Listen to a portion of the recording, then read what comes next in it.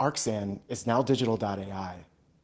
Join us at our booth in the virtual expo hall to learn how our app protection, white box cryptography, and threat analytics solutions can help you stay ahead of the evolving threat landscape. Hello and welcome. I'm Anita D'Amico, the CEO of CodeDX, and today I'll be moderating a timely and important panel on securing elections in the post-pandemic world. We've assembled a diverse group of experts from federal and state government and from the commercial sector to address election security issues, how to manage them, and how COVID-19 has accelerated the conversation about web-based voting. Joining us today are the Honorable Alex Padilla, who is the California Secretary of State. Also joining us is Mr. Matt Masterson, who is a Senior Cybersecurity Advisor at the Department of Homeland Security. Also joining us is Mr. Bryson Bort, who is the founder and CEO of the cybersecurity company Scythe. Welcome to our distinguished panel. So let's get started. The United States 2020 presidential election will occur soon, and over 100 million Americans will vote using a variety of methods with or without an auditable trail. The pandemic is causing part of that electorate to cast votes using different forms that they may not have traditionally used, and Americans have questions about the security of that process. So today's panel of election security experts will answer several of those questions. For example, we're going to talk about how did bad actors try to affect the 2016 election, and what lessons have we learned from that we're applying in 2020. We'll also discuss what are the security issues that exist in traditional voting systems that will be used in 2020. We'll also discuss the key responsibilities of the federal and state governments in election security. We'll discuss some of the security issues that exist with the new mobile voting platforms and how they can be addressed. And finally, we'll discuss what can be done to instill confidence in the election process in 2020. I'd like to start with a question about what we've learned from past experiences. I'd like to address this to Matt Masterson. Can you recap some of the various ways that bad actors have interfered with prior elections? Yeah, I appreciate the question. Thank you. So what we know from 2016 is that in this case, the Russian government targeted really three buckets that we think about. The first is infrastructure targeting. We know that they targeted in a small number of cases, gained access to voter data. For instance, the Illinois State Board of Elections voter registration data was accessed and taken. No evidence of changing of any records, but we know that was a point of interest for them. The second was targeting of campaigns and campaign infrastructure, emails and otherwise. The famous example being John Podesta's email to either get communication or critical information from the campaigns. And then there's the disinformation in and around both the election process and the campaign and candidates. So those are the three buckets we know from 2016. But what we also know is one, that the same playbook is not likely to be used again in 2016, that we're in a different environment. Two, as evidence from the recent statement from the Director of National Intelligence last week, there are more actors that are taking notice in what happened in 2016 and trying to engage with our elections and at least spread disinformation or doubt about the process. And then three, we continue to see just through our visibility into election networks, cyber criminals targeting election infrastructure, or at least county and state government, and having an impact on election infrastructure. And so as we look back at sort of 2016 and what's happened since, what we've learned is that we can't assume the same playbook and that we really need to focus on those resilience measures which enable election officials not just to protect those systems, but maintain the integrity of the process and keep it running throughout. Thank you very much. Bryson, is there anything you'd like to add to that? Yeah, so I represent the offensive security research side, aka the hacker. And the first thing I'd really like to highlight here is you don't have to technically compromise a system or a device to compromise it. Particularly when we're looking at election security, it's a question around public trust and transparency.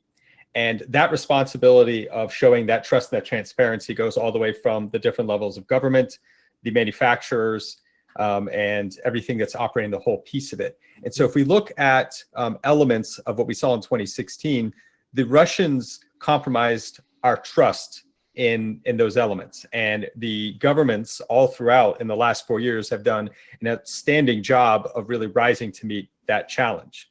I think it's also worth noting that if we looked at how the campaign happened over the summer of 2016, there was a moment there where the Russians actually got caught and there was a strategic pause. They stopped doing what they were doing. And I think it's worth noting that because that pause was their fear of what would happen with being caught. And when nothing happened, they continued to do it again.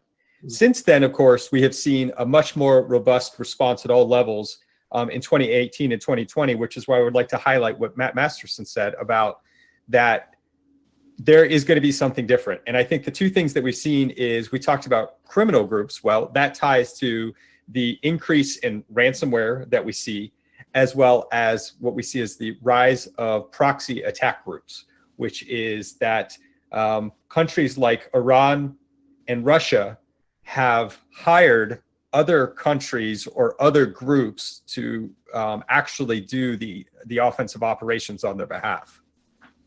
It makes it harder to trace back. Exactly. Right.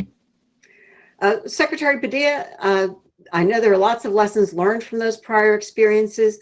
What's being done in California that's different since 2016? What lessons have you applied? Oh, where do we begin? I mean, I think for starters, it's keeping Matt Masterson on my speed dial in case we hear or suspect anything. We're looping in our partners in real time so that we have as complete a picture of a cyber threat as possible and take any necessary action. But using the 2016 experience as a guide, and frankly, a little bit of the Mueller report and the indictments prior to that, as Matt mentioned, you can kind of categorize what was happening in 2016 in a few buckets. And I'll kind of use his buckets as examples. When it comes to the political campaigns and other organizations that are involved in around an election, our job on the government side is simply the elections administration side. We don't provide extra support for political candidates or political parties, but to the extent that there's incidents there that erodes the public trust, to Bryson's point, we do have to be concerned about that. So I think the good news is there's a lot better awareness today of the threats and some of the dynamics than there was in 2016, just more broadly, in all sectors, not just elections. When it comes to our infrastructure, I'd like to think California is leading the way.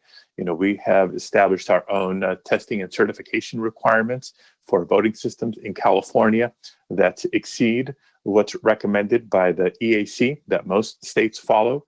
Things like requiring paper ballots, of course, and keeping your machines offline.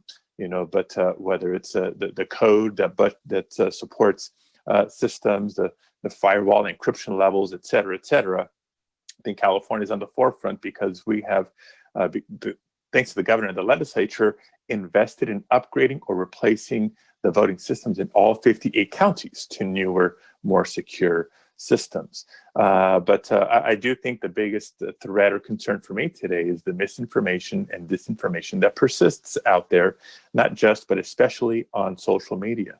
I think my personal opinion, I'm not going to put this on other panelists, but the lack of sufficient response, I'll be diplomatic at that, to 2016 has served as an invitation, not just for agents of the Russian government to continue, potentially others, and even domestic actors who either get thrills off of creating that chaos or sowing doubt in our elections. So it's up the ante for elections officials to correct the record when we need to and inform voters of where they should go for official, reliable, trustworthy information on voter registration or actually voting. And that's, of course, your county elections office and the Secretary of State. Well, thank you very much. Matt, it sounds like the states are relying very heavily on the Department of Homeland Security. What's being done differently at the federal level now versus 2016? Yeah, absolutely. So much. And Secretary Padilla really touched on it. But in 2016, 2017, we're in an environment where we didn't have the trust of the states. I mean, there was literally states accusing the Department of Homeland Security of attempting to hack them, right? So that's the trust deficit we were at. And so it's incumbent on us to build a relationship with them and to meaningfully provide value. It's one thing to talk and engage with state and local election officials, but they demand more. They demand accountability, they demand support services. And so that's where our focus has been. Secretary Padilla mentioned having me on speed dial. It works both ways. I know I can reach out to him, or his colleagues can reach out to me across all 50 states. We have relationships with all of them, thousands of local election jurisdictions, providing information, providing support and services, everything from pen testing to cyber hygiene scans to incident response, ensuring that they have the information they need, whether it's general risk information, whether it's trend analysis on what we're seeing out in the field where election officials can improve, or whether it's specific technical threat indicators. That's getting out through our information sharing and analysis center to them in timely fashion so that they can defend their systems, and most importantly, take that next step, talk to their voters about the steps they've taken to protect the systems, about the steps they've taken to manage the risk and ensure resilience in the elections process. Because in the end, as Bryson so correctly pointed out, it doesn't take someone actually accessing the system to raise doubts, to raise concerns, and election officials are the ones best positioned to talk to their voters directly about everything they've done and the good work that's happened over the last 3 years to protect systems. There's still improvements to be made. There's still a lot to do in the lead up to this election, but there's so much that's gone on. The other area I'll highlight is the level of collaboration and coordination across the federal government. For DHS, CISA, for FBI, for DOD, for the intelligence community as a whole, this is a top priority. And what we see is the amount of collaboration, the amount of information sharing, the willingness of the intelligence community to downgrade classified information, to get it out to state and local officials is really working in this space. And it's a level that I'm told by many is unlike what they've seen in other areas of mission. I think we could still improve really getting stuff unclassified completely and shared broadly, not just with election officials, but the American public. But there's been a lot of good work done there, and that support is directly towards our state and local partners like Secretary Padilla. It does build a lot of confidence to know that at the federal level that the organizations are really collaborating with each other. That's so important. And it sounds like there's some excellent information sharing going on between the federal and the state levels. Matt, you talked about that kind of information sharing. Do you find that the states are all using that type of information sharing, or are some using it more than others? Yeah, I mean, each state's postured differently. We have gotten great feedback on what we're pushing. I think we continue to look for ways to improve to make it actionable, particularly for your mid to small county level officials. The reality is we have our 50 states and 5 territories, but we have over 8,800 local jurisdictions that run elections in this country. In a state like Wisconsin, you have 1,800 localities responsible for running elections just in Wisconsin. And so how do we make this information digestible and usable so that they can take it and say, okay, this is what it means for my systems. This is the steps I need to take. And I will tell you, this is the biggest area of focus for us right now. And I know for state officials, how do we get IT support down to the local level, those mid to small counties, the majority of which run elections in this country. Not everyone's Los Angeles County, right? The largest jurisdiction in this country. How do we help Cheryl in Jackson County, Ohio, understand what's being sent to her, how to patch a system, how to segment a network, how to implement multi-factor authentication? That's the challenge in front of us still. To help provide that support. And the states are doing really tremendous work. Many states have implemented cyber navigator programs where they're sending state IT officials out into the counties to help do this kind of assessment. But there's a lot more we could be doing. And this has been a big focus for us at CISA. We've reached over 5,000 jurisdictions with what we call our last mile effort to get them that base level information of the steps they can take to really manage risk and build resilience. And if I could just expand on that a little bit, because Matt's painted the picture of what happens at the federal level and when the feds contact a state elections official or maybe even a local. I can tell you that similarly, we work with a lot of other state partners. In California, it's the National Guard, California Highway Patrol, our state's Office of Homeland Security, and other partners. Similarly sharing information and expertise, and just as the federal government reaches out to states, I, as Secretary of State, have a constant dialogue and partnership with each of the 58 counties in California that are in turn looping in their county government counterparts, whether it's on the public safety side, on the IT side, et cetera. So it's really that collective coordination, communication, and collaboration that is key here. And in California, we even invited the public to be a part of it. We launched a Vote Sure initiative in 2018, modeled after what we learned in 2016. In addition to responding to erroneous information that we may find online and providing official, reliable information proactively, we've set up a portal where voters can email us directly if they come across either suspicious or what they know is frankly just bad information about elections and on opportunity to vote. We do a quick review.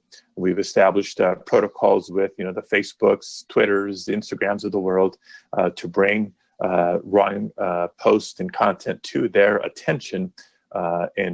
It's been such a good partnership. About 98% of what we bring to their attention is pretty promptly taken down for violating the standards of that social media platform. So the public has a role to play as well in terms of being aware. If they see something, say something. We've heard that before, not just at the airport. It's worked well in elections, and we're going to have to keep that awareness level up for the next couple of months. Well, thanks very much. It's very encouraging to know that type of communication is going on. I'd like to turn our attention now towards some of the more traditional voting processes. There are ways of interfering with those voting processes. Bryson, I was wondering if you could address what are the different ways of compromising those traditional processes, ranging from voter registration all the way through counting of the ballots.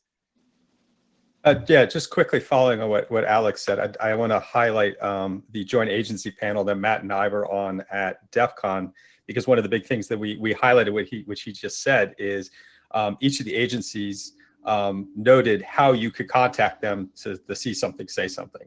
And then we published that after DEF CON. So that was one of the big things that came out as the question to all of the hackers at that conference was, well, how do I get involved? And I think that also then ties in with we're all American citizens, and American citizens are the ones who can volunteer and be a part of these polling stations and these things. So where I'm trying to lead that is, particularly here at OWASP, right? This is also a technical conference. Yes. And even though that it's going to be in October and we're recording it a little bit in advance, I think there's still that same call to action for everybody in this conference that has something very unique to add. Because when I look at the biggest risk area that I see, it goes to, and I'm not picking on Cheryl in Ohio that Matt called out, but it's that there are all of these staff who are working with antiquated systems. They don't necessarily know what the gold standard is for defense and doing those things, let alone the equipment and the complexity that follows with it. And that's really a challenge because the number one attack surface, if I'm ever going to go after any target anywhere for anything ever, is phishing. Why do I like phishing? I like phishing because, one, it's a game of statistics. So there are a lot of folks, particularly, I'm sure there are a lot of folks in this audience who are going to be like, well, I'm a sophisticated technical user. I would never fall for a phish. Right. That's simply not true, right? I have worked offensive research for over 20 years. I come out of the military and intelligence world where I was actually targeted for various things, and I still am not confident with my elevated knowledge and awareness that I wouldn't fall for a phish. It can happen to anybody because they're so hard to see all of the time. They're meant to look that way. But the real thing is the game of statistics. It costs me just as much to send one phish as it does to send 10 million phish. So I'm just going to keep playing the numbers there. And then you basically, it's like when you invite the vampire in, the garlic no longer works. It's the same thing with getting hacked. Once you click that phish, they're in the system. So at this point, it's kind of a question of, right, this would be where I would love to throw, kind of a high level generic diagram of all the systems in play of an election system architecture. But fundamentally, it starts with voter registration that goes into poll books. Poll books have have increasingly become more electronic, because that's my way to be able to match voter to registration in real time. And things are always changing, right? Is that a provisional ballot? Have you moved? What can I do to make sure that we can capture your vote?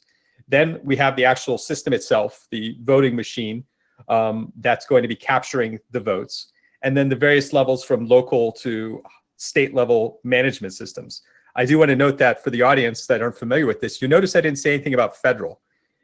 As Alex and Matt have been talking about, this is all managed at the local and state level. So as wonderful or not wonderful as you think the feds or DHS is or isn't, this really comes down to Alex and his team down below him and all of those volunteers that you can be a part of to understand and improve those issues with surface area. Something else that Alex mentioned is he was talking about how we'd like to make sure our systems are offline. So people in critical infrastructure are very aware of the concept of an air gap. An air gap is where you can't just access my computer easily, whatever that device is, easily from the internet, because of course the internet allows the attack space to be anywhere. I can be in any country anywhere, and as long as I have IP, I can get to it. The challenge is that air gaps are never 100% air gaps. At some point, they have to connect to something. Because if something sits over there in isolation, it's hard for me to get to it. So how do I get to it? What's the maintenance around that? Who are the people that are all a part of that? That's going to be a part of my targeting when I look at how do I get to the stuff that's of interest. Keep in mind what we've all been saying about disinformation in the narrative. I never actually have to accomplish anything across that. I just have to give the illusion that you're not 100% confident that I didn't. Mhm. That's the biggest risk that I see. And I want to throw another compliment to a lot of the work that's been done between Fed and the state level, that a great majority of the networks that are actually doing these systems are monitored now. And that's a relatively new thing. And why I think that's important is going back to that narrative. If something happens, we have the ability to detect it, whether that's mail-in ballots, whether that's voter fraud, whether that's somebody actually trying to manipulate a system, whether that's somebody trying to manipulate a system that just displays the results. And the fundamental, real part is still there. Because if I can change what looks like election results on that night, then that's going to create chaos when the next day you have to go back and say, well, actually, no, that wasn't the case. So our ability to detect that is key. And then that final piece is, that's the element where I know the question wasn't really about mail-in ballots, but I think that considering the increased amount of risk on that narrative, mail-in ballots inherently take longer to count. And so folks who are used to staying up late into the night and having a winner declared in whatever election, that is most likely not going to be the case here. And that's something that could stretch for 1 to 2 to 3 weeks. And that is an opportunity for us to lose control of that narrative, even though the process is doing exactly what it should be doing with integrity. That's a huge point, Bryce. And if I can, California's kind of developed a reputation for being notoriously slow to finish counting ballots in prior election cycles. I think for starters, frankly, we have a heck of a lot more voters in California than most other states. So it's, surely a function of volume. But yeah, the process for, verifying signatures and all those sorts of things that help maintain the integrity of vote by mail, I think will be exacerbated this election because so many other states are ramping up and expanding vote by mail, maybe for the first time or more significantly than they have in a long time. So, in California, every election night, we have a pretty good sense of where most contests are headed in terms of results. But for close contests and for final numbers, it is going to take a couple of weeks. And so, when I mentioned earlier, we're going to be vigilant and aware for the next couple of months. That includes post-election, because if the race is too close to call in a handful of states, let's say, for purposes of example, Michigan, Pennsylvania, Ohio, Florida, Arizona, et cetera, then we may not know who the winner is the day after or the day after that. And that creates that space for lies and conspiracy theories and all those sorts of things. So we have a work cut out for us to set expectations now with the public and the press of what election night may be like and may not be like. One of the tools, speaking of vote by mail, that we're expanding statewide in California. A couple of counties have had it in the past, but statewide, we launched a program called Where's My Ballot? And any voter can subscribe to receive text message alerts, email alerts, or automated phone alerts on the status of their ballot as it's working its way through the Postal Service, both on the way to the voter and on the way back to the county, with the final alert being the confirmation that your ballot was received and counted. It's great for transparency, great for accountability, and great for the peace of mind that we've been talking about so much that voters deserve to have in the process. And look, with the recent chatter about the Postal Service and their resources or rule changing, we just created a dashboard for ourselves to identify any bottlenecks or delays in real time, to be able to take action on them, working in partnership with Postal Service representatives at the regional and local level. So much of this sounds like it's focused on making sure that the electorate has the confidence, even if everything goes right, if the electorate doesn't feel as though everything has gone right. And then even when things go wrong, there's backstops to those, whether it's the ability to get a replacement ballot if you made a mistake on one or what have you. If you missed a deadline, things like same-day registration. People who need to vote in person for whatever reason. It's not a vote by mail only election. And if things really go haywire, you always have a chance to cast a provisional ballot. Will take longer to verify and count, but it will be counted. So people deserve to feel good about participation. Mm-hmm. So that brings me to the topic of auditing the election. And can you speak, Secretary Padilla or Matt, can you speak to the importance of the audit trail and what techniques are used to audit votes? Right, so I'll lead and then invite Matt to chime in with more of a national picture. But most states do have some level of post-election audit requirement. In California, every county is required to conduct a post-election audit after every election. So we spoke earlier about the testing and certification requirements for voting systems, keeping them offline as part of that. In California, paper ballots and a voter verifiable paper audit trail, not just so that when we count, we're counting paper ballots. When we need to recount, we recount paper ballots.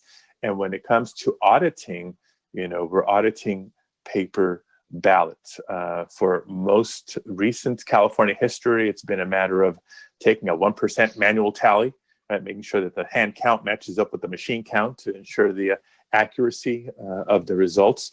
We're one of the handful of states moving from that simple 1% policy to more of a risk limiting audit model, right? More a sophisticated methodology that should result in a higher degree of confidence in the outcome of the results. Again, both important for accuracy and integrity of the results.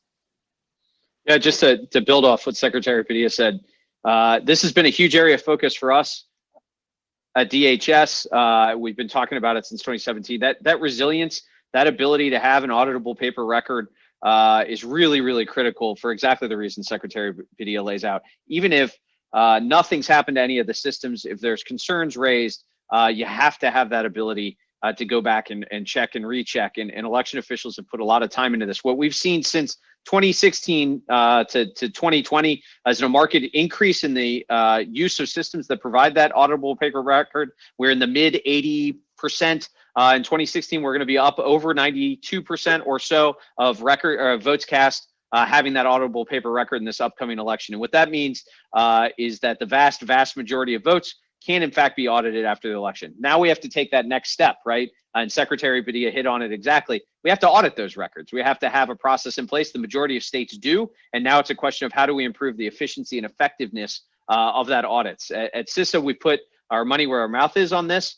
We've invested in the development of an open source post-election audit tool that many states are using, either piloting or using statewide in order to help support those efficient, effective audits, those risk limiting audits that folks are looking to do. So I really think this is an area of great improvement since 2016, but an area that's going to get much better because auditing is now part of what election officials do. And now it's just a matter of finding out the best ways to do it to offer the most transparency and the most confidence that your vote was counted as cast.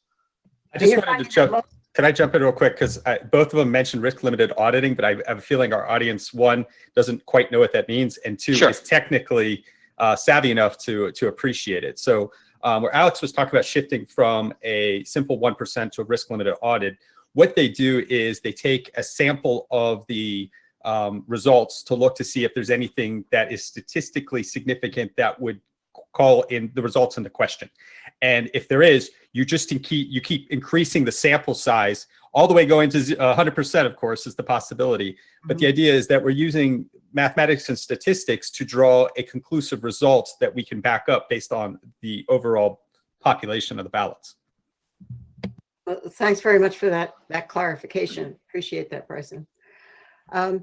Since we are talking to the OWASP audience and web application security is very important to them, I thought we should talk a little bit about the Votes mobile voting platform.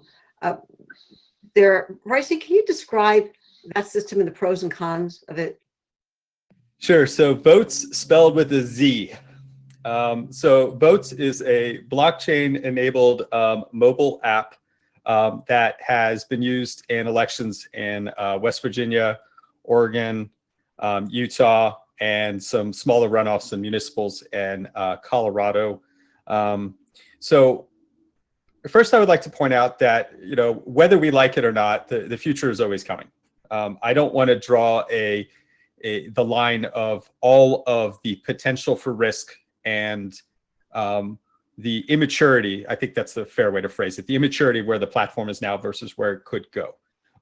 So first, let's look at Estonia. Estonia has established a tradition of online voting to the point where every one of their citizens, not that there are a lot of them, I mean, California is like how many multiples of Estonia, but they have managed, considering who's on their doorstep and the amount of friction that they've had in their process, to establish a fairly robust system where voters can use any computer on the internet to be able to vote. Part of why they're able to do that is they have a very robust digital identification infrastructure. We don't have that. So that's the problem. And why that's important is because mobile phones are inherently insecure. No matter how awesome you are as an application developer, your application still has to run on this device, and you don't know what else has access on that device to do anything. This is what I always tell everybody when people are like, well, how do you hack something? Aren't you worried about encryption? I'm like, no, I don't. I never attack encryption directly. I just wait for your device to decrypt it, and then I take the information. And it's the same kind of problem that you would have with like a mobile app. My friends over at Trail of Bits, a New York City-based hacking company, they did a study on the Votes platform, and they found numerous issues with how it was implemented. But like I said, I don't want to cast doubt on it from that result. I think that the platform needs a lot of work, but I think it is something that could someday be of interest, tied into things like the bill that's pending in Congress, looking at how we can establish digital identification. Because if we can do that, we now have the ability to confidently know electronically who somebody is.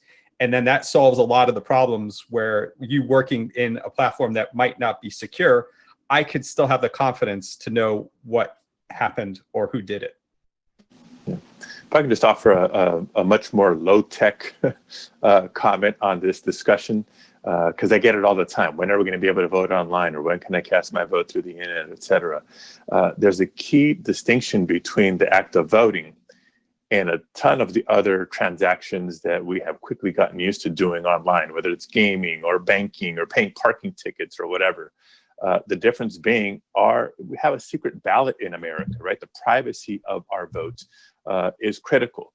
You know, from day one in our democracy to try to guard against bribery and coercion and those sorts of things. So while we can't tell who votes, we can't tell, you know, who voted for who on their ballot. And obviously the architecture of the internet has failed to provide the guarantee of that privacy and secrecy. So until those measures are in place on a more broad and proven basis, elections should be one of the last things to migrate to being done online. Yeah, Alex, can I just do a quick jump on that? Because that actually ties back to a panel that I had with the CEO and founder of Votes a few months ago. And he drew the corollary. He was like, well, you know, financial infrastructure already is using a lot of these same processes. We're like, yeah, but the error rate of that is 1 to 5%. And that is an unacceptable error rate when we're talking about our election infrastructure. Right. So, if somebody hacks your credit card, you can contest that with your bank and resolve it after the fact. Not so much when election results are declared and people are sworn into office. Yeah, the other part of this is that election officials have recognized this risk and have found creative ways to cut down some of the time. A lot of times when we talk about mobile delivery of ballots or even email of ballots, we're talking about serving military and overseas voters because there are real challenges there. Secretary Padilla and his staff could certainly speak to that. And so what election officials have done is found, and frankly, the now federal law captures, you could do online ballot delivery and still receive that physical record back, right? And we know CISA did a risk assessment around online ballot delivery, marking, and return. There are ways to manage the risk around online ballot delivery, online marking. Online return right now, from a security perspective, for exactly the reasons that Bryson and Secretary Padilla laid out, just can't be done securely with the level of confidence that we need to run elections. But there are ways to serve voters and election officials, whether it's that online ballot delivery and return, the tracking systems that Secretary Padilla has mentioned, just offering more time for folks to be able to return ballots. There are ways to do this and really make sure that folks are empowered without taking on that heightened risk that online ballot return really has. And so from our perspective at CISA, we know there's a need to serve these voters. It's important, and I think election officials have really found the sweet spot between security and access in offering things like online ballot delivery and marking without needing to take that further step of online return. We're just not there yet, but as Bryson said, technology will evolve, over time. Well, I'd like to ask each of you, so let's look forward a bit. By 2024, can we have online voting, based applications for voting? Do you think it's possible to have by 2024, and what would have to be done? I mean, I don't see it. I think there's still too much that needs to be done and proven before we introduce that into the act of voting itself. But I want to be precise, right? If you think of our democracy as a flowchart, I think there's a lot of room for technology to improve the voter experience, from the registration side to the education side to, even bifurcating, the ballot process, as Matt mentioned. It's, first half is delivery from the county to the voter. The other part is the voter sort of casting their vote. And then there's, of course, tabulation, audits, reporting of results, et cetera. So if you look at that whole spectrum of activity, I think there's plenty of room for technology to improve on how we're doing things. But when it comes to the casting of your vote, not right now, not soon. Yeah, I'll give a really untechnical answer that Bryson can fill in the technical. The reality is elections are evolutionary, not revolutionary in many ways. Fast changes are generally not recommended. The change technologically that would need to take place to do it securely, we're not there. I mean, there's general consensus across the entire security community about that the architecture isn't there. Folks like Matt Blaze have suggested you need to reconfigure the internet itself in some ways to tackle this. And so 2024 is, for many election officials, right around the corner when you think about systems and process and implementation. We may get there, but I wouldn't make any predictions about the next presidential election in that way. But I'll give you an example of another use of technology that we've deployed to, again, add security and improve public confidence. A lot of us may be familiar if there's suspicious activity on your credit card, your bank attempts to reach you to verify, hey, is this really you? And you can confirm that, whether it's through a phone call or increasingly you get an email, right? Was this really you? So we built that capacity into our voter registration systems, right? Voting and its infrastructure is one thing. Our voter registration database is another.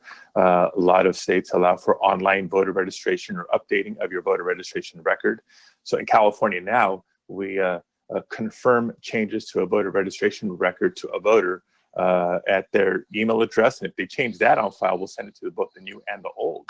So a voter who now gets an email saying, thank you for updating your registration record, it's either confirmation of something that they just did, or if it wasn't them, they know to contact the county immediately so we can rectify that situation.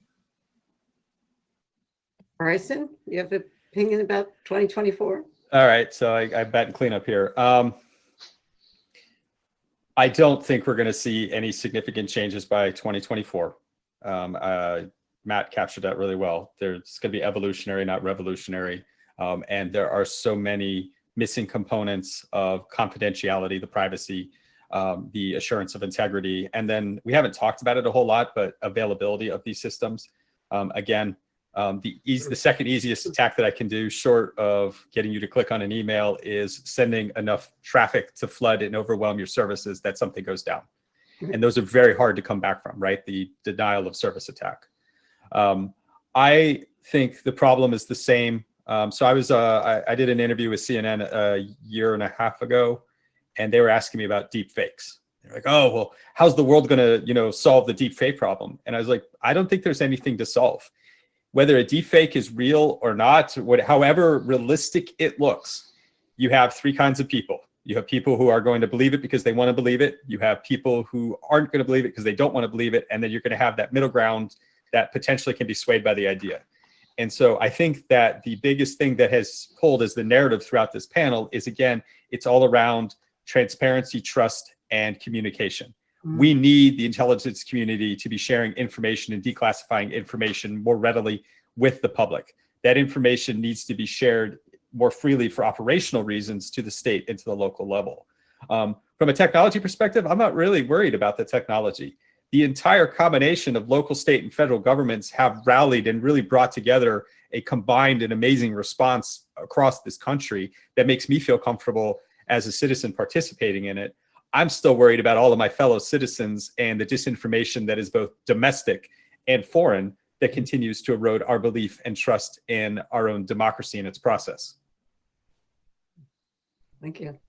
Well, we're running out of time. I'd like to finish up with what would you like to talk about in terms of election security? What are the challenges, or what advice do you have that we haven't discussed today? And also, I'd like to borrow something that was done during the DEF CON election security panel that Matt and Bryson were on. And that was if there's some place that you would like the audience to know that they can contact with him for information or to report something. So I'll like to hear what we haven't discussed that you'd like to talk about and where you think people can get more information or report something. Secretary Padilla? Sure.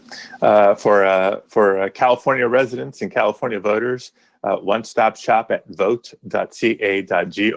for registration options, for verifying your registration status, for poll worker information, cybersecurity information, the whole gamut, all in one location. So I think if there's one area that we haven't touched on, and it's not high tech by any means, it's kind of make a plan for voters who may be worried about whether it's, if I vote by mail, what's the security of it, or impacts of the postal service, or if I vote in person, what's the security of it? How do I stay safe during COVID? All those sorts of things. We're working diligently at the state and at the local level to provide multiple options to vote and vote safely, and we're going to safeguard that ballot and the vote counting process. But it is not as beneficial for public confidence if voters aren't aware. They need to be aware of their options, and they need to be aware of what to do. So, as I mentioned earlier, in California, we're sending a mail-in ballot to every active registered voter in California prior to the election. So we want to make sure they're anticipating that ballot in their mailbox, their option to track the ballot, both coming and going, the in-person options for voters who need it. And so the more we do to educate voters and encourage them to make a plan, hopefully they'll vote early. I don't think there's too many people waiting till the day before the election to decide how to vote on this one. And I'm not just talking about the top of the ticket, I'm talking up and down the ballot. So if you vote by mail, send that ballot in early if you can. If you're going to vote in person and they offer early voting in your jurisdiction, vote early if you can. And know to direct the questions and seek answers from those official, reliable sources of information. That's your county elections office and the Secretary of State. Thank you. Bryson, would you like to address this? Sure. So I had talked about a call out for help. The University of Chicago put forth something called the Election Cyber Surge, which are inviting other IT professionals to come in and help the local folks who need help with just the technology side. At the citizen level, I mean, volunteering and being a poll worker, getting involved and being a part of that process is an element. I'll let Matt talk to the contacts that he's got for CISA and EISAC. I will tell what FBI said was there's fbi.gov/tips as their website, or you can write to CyWatch, CYWatch@fbi.gov, or the Election Assistance Commission with security@eac.gov for contact points. Thank you. And Matt? Yeah, just completely agree with both Bryson and Secretary Padilla. Secretary Padilla touched on one part of what we're looking for voters to do or be heading into this election, and that's prepared. Having a plan, understanding your options. Am I registered? What's on my ballot? What's my plan to engage with the process? The second is being patient. Understanding it takes time to get you a ballot. It can take time to return a ballot. If you show up in person with physical distancing going on, you may have a line, but having that plan, being ready to engage the process, and then being a voter that participates. And Bryson nailed it. We need poll workers. We need election workers across this country, 250,000 or more nationwide before November. And so the ability for someone to serve as a poll worker that's healthy, that feels safe, is really critical to serving our other citizens. The best part about it, particularly for this community, is if you have questions or concerns about the security of the process, there's no better way to learn about the process, the resilience that's built into it, than to serve as an election worker. And so if you go to helpamericavote.gov, it's run by the Election Assistance Commission. That's a site you can go to get signed up as an election worker and really help serve your fellow citizens to be a participating voter. If you can't do that, if you don't feel safe, there's so many other ways to participate. You can watch pre-election testing of voting systems across the states. You can engage directly with your state and local election officials to have your questions answered. This is why we run elections at the state and local level, because those who run the process are part of your community. They're fellow soccer moms or dads with you. They serve on your church boards with you. Ask them, get engaged with them, understand the process in your state. That's what creates a prepared, a patient, and a participating voter. That's what we're going to need heading into this.